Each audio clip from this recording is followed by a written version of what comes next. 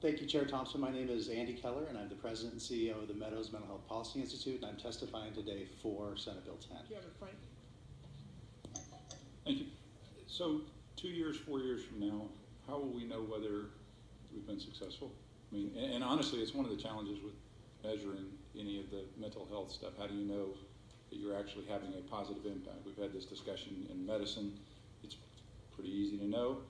In mental health, a lot of times it is much more difficult to know. And I really, it's a sincere question. What is the best way to know whether we're making a positive difference or, in some cases, not? You know, we've had obviously issues with the psychotropic drugs in cases where we're clearly creating some of the problems with our solutions.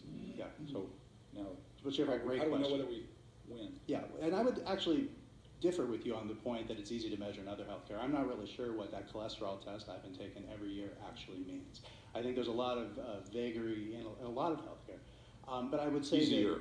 What's that? Easier. I think for some conditions, yes, and other conditions, no. I think there are tremendously reliable tools out there for being able to identify depression in children. The test, the PHQ-9, which is a common screen that is one of the things that's promoted to be used in primary care and allowed to be used under this type of the CPAN network, has an 80% reliability in being able to identify depression, which is much higher than most, blood tests or other tests we have for other diseases. So, if we look at the evidence, which we've looked at and which the chairs have looked at, there are tremendously valuable tools, but they're not being used. That's the issue. It's not that we don't know how to do these things. We're not doing the things we know how to do. So right now, when a pediatrician comes in and has, or a family practice doc, and has a child present, they do the best they can. They know the parent is upset. They know the child's out of control, and they know, and this is often why the antipsychotics get used, that if they give the child Risperdal, that child, that youth, it's usually an adolescent, is going to be calmer. Well, they're going to be calmer because they're sedated. They're going to be, medicated in a way that's problematic. That's actually not what that drug was intended to do, but that's what they do.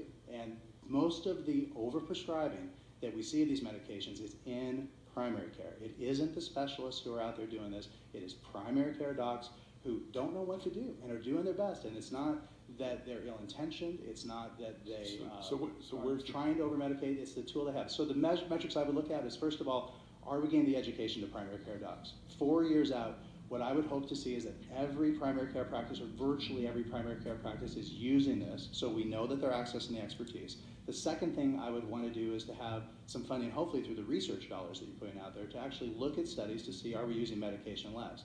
The state of Washington, which showed the reduced overuse of medication, that requires a study. You're going to have to fund that separately, and that would be a fantastic thing to fund under the HJR5, HB10 funded research. So to dig down and see that would be fantastic. If we knew, though, that these practices were just using those screens more, we would know they were at least doing better prescribing because they were screening with more reliable tools.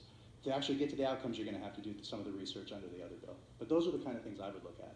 Are they getting access to this? Are they using the tools? And then second of all, doing more in-depth studies to see if it changes practice. Well, and I guess, I guess I'm looking at whether or not the patients actually improve. Yeah. Not whether or not we train doctors and that kind of stuff. So because you talked about identifying, and we can be 80% accurate on identifying. My concern really is once they get treatment, whatever that is, do they improve? And that's what I think is so difficult to measure. But